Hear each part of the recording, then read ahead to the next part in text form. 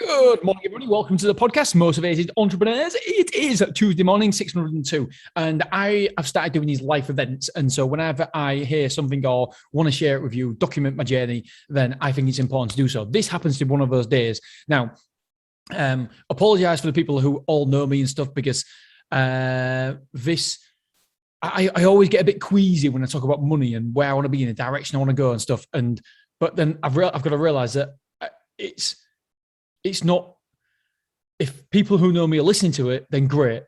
But I don't want to make decisions in the long term because I'm worried about what people might think. And often I am very, very worried when I talk about money and etc. because I don't want people to, people just go, in England, for some reason, we've got this thing about money and talking about money, haven't we? But ultimately, this is my journey and I'm documenting it. And something very, very important has happened. And I want to share it with you because I think it can help many, many people in all aspects of life, no matter where you are.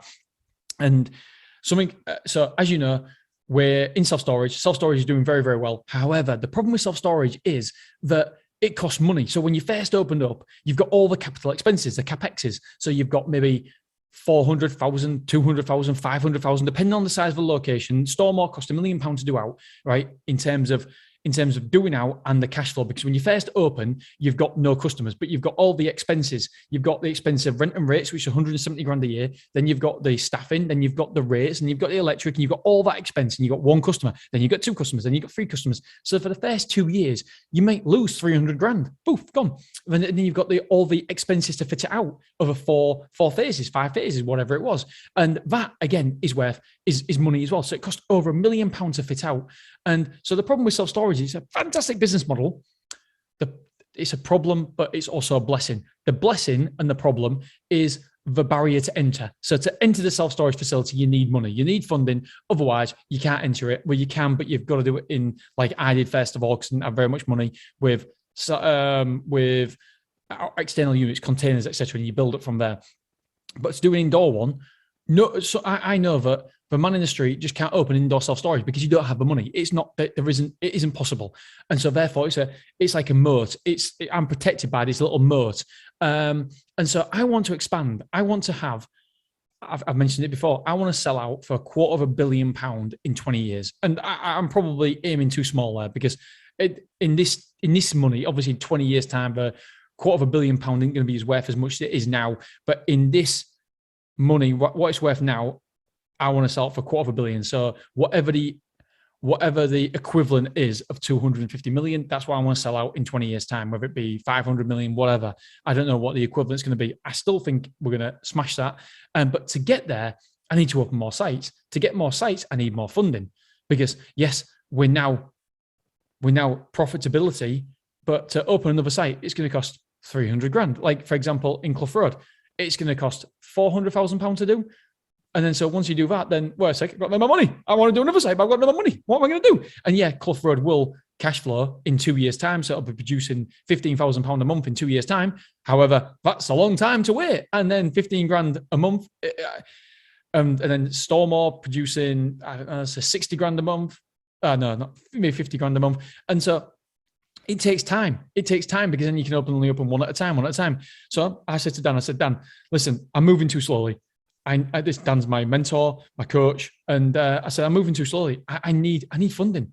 And he said, right, show me the figures, show me where you want to go. And so I went out, did all my workings out. And I said, look, here's one, 40% cash on return. I need money. I need funding. What do I do? Who do I go to?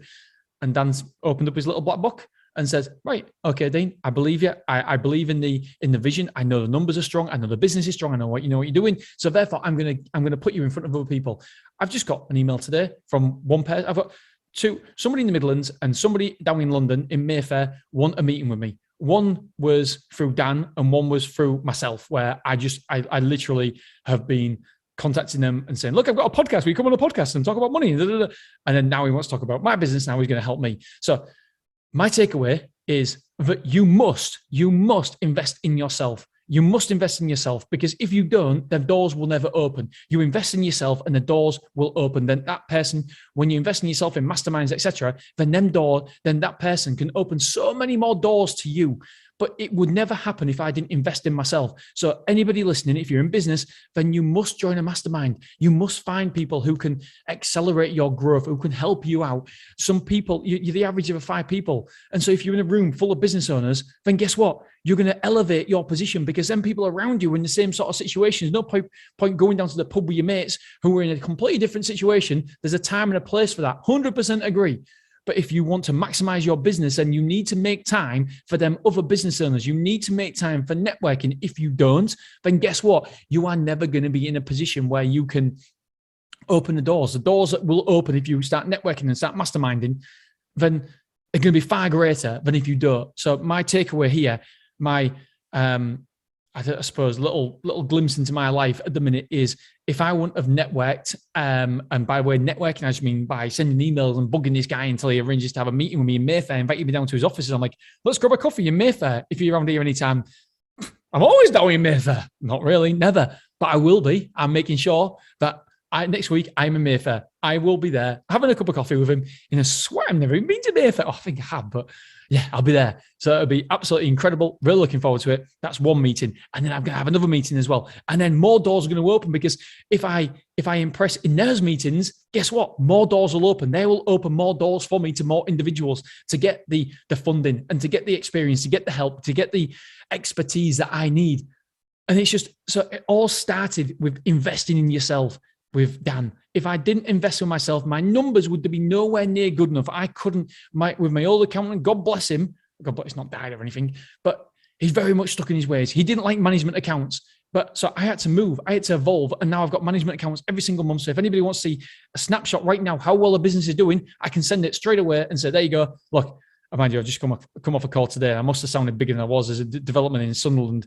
And so he goes, can I ask? So obviously we deal with big companies and stuff. And how are you doing at the minute? I said, yeah, very well. Yeah, business is going great. And he said, right, your accounts then. Can I look up your accounts? I said, oh yeah, we haven't filed our latest accounts. Our latest accounts are going to be filed in the next week or so. And it's going to show 400 grand. And if we 400 grand profit, if we stay the same right now, then it'll be 600 grand next year. But obviously we're opening a new site, so it'll be more than that. So, and he goes, I said, yeah, we're not there yet. We are going to be a multi-million pound company in 2 or 3 years' time, but we're not there just yet.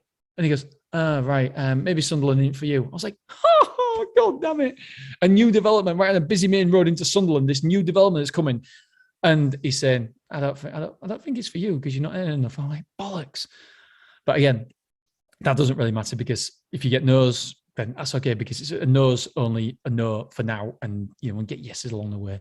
So my big takeaway is, please invest in yourself, because the doors will open. The more you start taking yourself seriously and the business seriously, the more doors it will open. For me, that was a life moment, and I wanted to share it with you guys because I feel like it is very, very important for me that this could be a critical time where I could get funding for X amount and it could propel my company forward. So without that funding, without that, I'd be just stuck here. And don't get me wrong, he is very, very nice.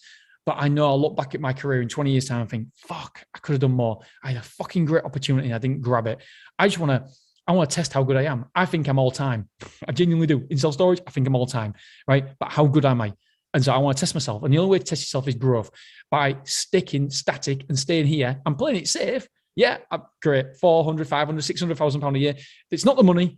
I want to test myself. I need to test myself. I want to see how well I can do, how well we can do moving forward. So therefore, the life moment for me was masterminds. You have to invest in yourself. If you're not investing in yourself, then you're missing out. You really are missing out. So please, please, please take it seriously. Invest in yourself, because it can be huge for you.